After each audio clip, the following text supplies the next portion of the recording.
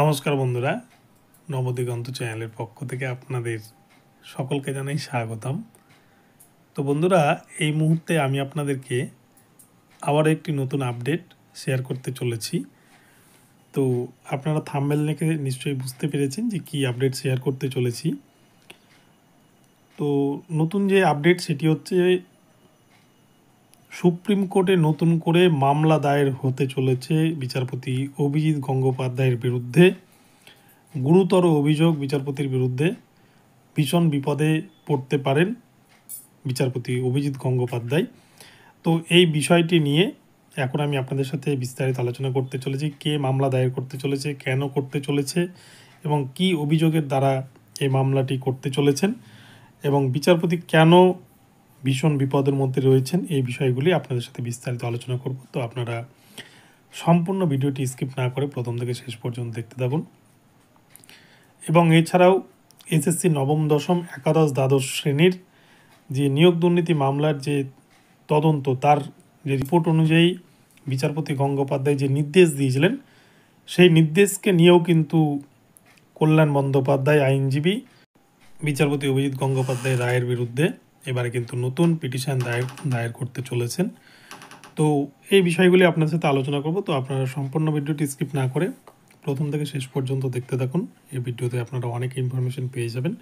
তবে তার আগে বলে রাখি, যারা প্রথমবার আমার চ্যানেলে এসেছেন আপনারা অবশ্যই কিন্তু আমার চ্যানেলটিকে সাবস্ক্রাইব করে দেবেন। তো চলুন বন্ধুরা, আমরা এবারে বিস্তারিত জেনে নিই।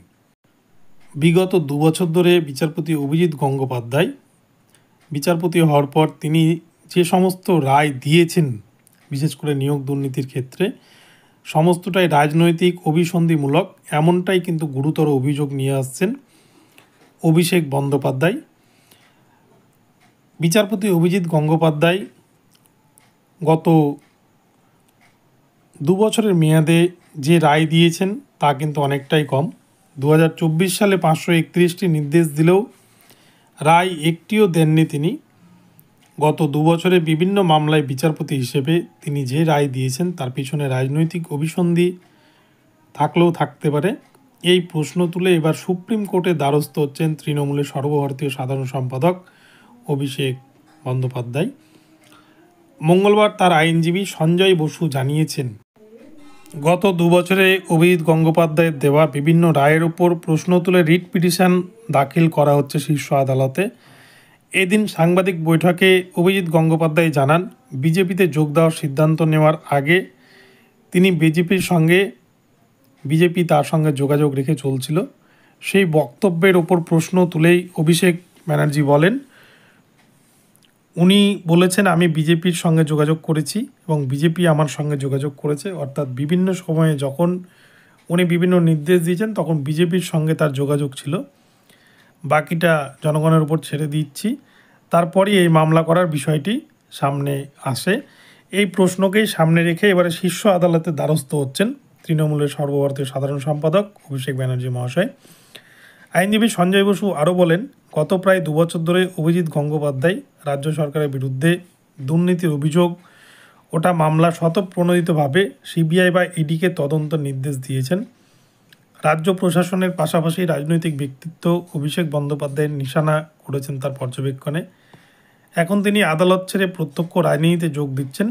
এর ফলে এটা স্পষ্ট যে তিনি যে রায় ও নির্দেশ দিয়েছেন আইনের উপর দাঁড়িয়ে নয়, একটি রাজনৈতিক দলকে লক্ষ্য করে এই সমস্ত রায় দিয়েছিলেন।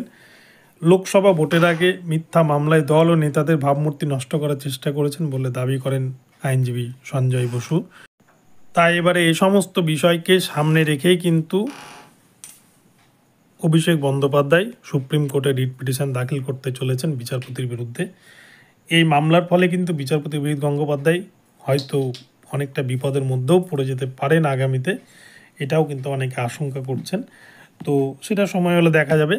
তবে অপরপক্ষে নবম, দশম এবং একাদশ, দ্বাদশের যে দুর্নীতি, যে নিয়োগ দুর্নীতির যে চাকরি বাতিল মামলা, এসএসসির যে 5000 ক্যান্ডিডেটের চাকরি বাতিলের নির্দেশ দিয়েছিল কলকাতা হাইকোর্টে সিঙ্গেল বেঞ্চের বিচারপতি অভিজিৎ গঙ্গোপাধ্যায়, এবং যে মামলাগুলি সুপ্রিম কোর্ট থেকে ফেরত এসছে বর্তমানে বিশেষ ডিভিশন বেঞ্চে রয়েছে, সেই মামলারও ভবিষ্যৎ নিয়ে এবং সেই যে মামলার নির্দেশ, সেই নির্দেশ নিয়েও কিন্তু প্রশ্ন তুলেছেন চাকরি হারা শিক্ষক এবং অশিক্ষক কর্মীদের আইনজীবী কল্যাণ বন্দ্যোপাধ্যায়।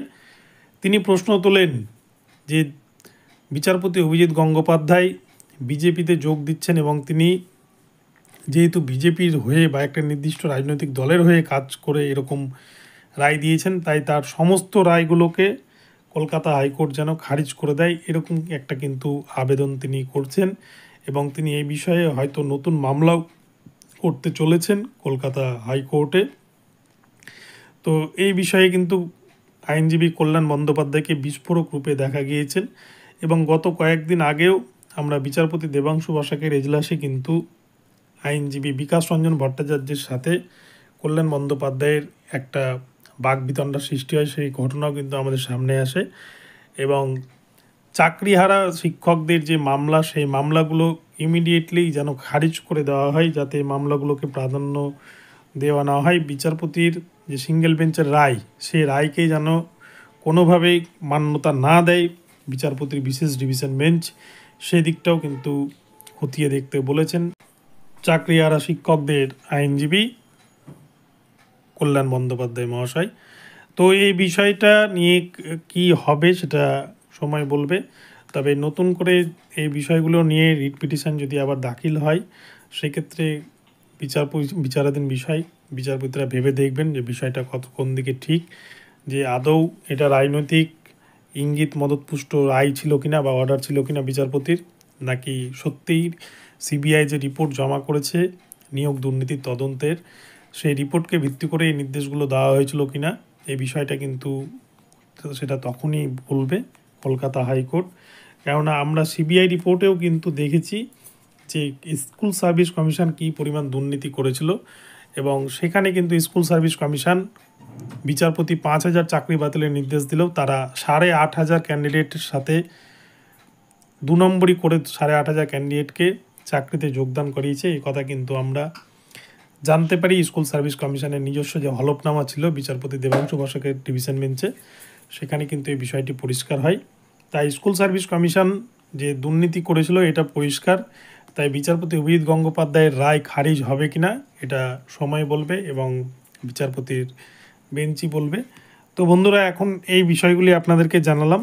আজকে এই বিষয়গুলি নিয়ে একটি বড় আপডেট উঠে এসছে সুপ্রিম কোর্ট এবং কলকাতা হাইকোর্টের পক্ষ থেকে, তাই বিষয়গুলি আপনাদের জানিয়ে রাখলাম। তো আপডেটটি আপনাদের কেমন লাগলো অবশ্যই কমেন্ট বক্সে জানাবেন। ভিডিওটি ভালো লাগলে চ্যানেলটিকে সাবস্ক্রাইব করে দেবেন আর প্রতি মুহূর্তে নতুন নতুন আপডেট পেতে অবশ্যই কিন্তু আমার চ্যানেলকে ফলো করতে থাকবেন।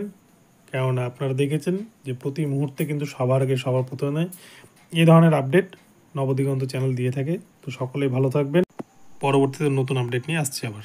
ধন্যবাদ।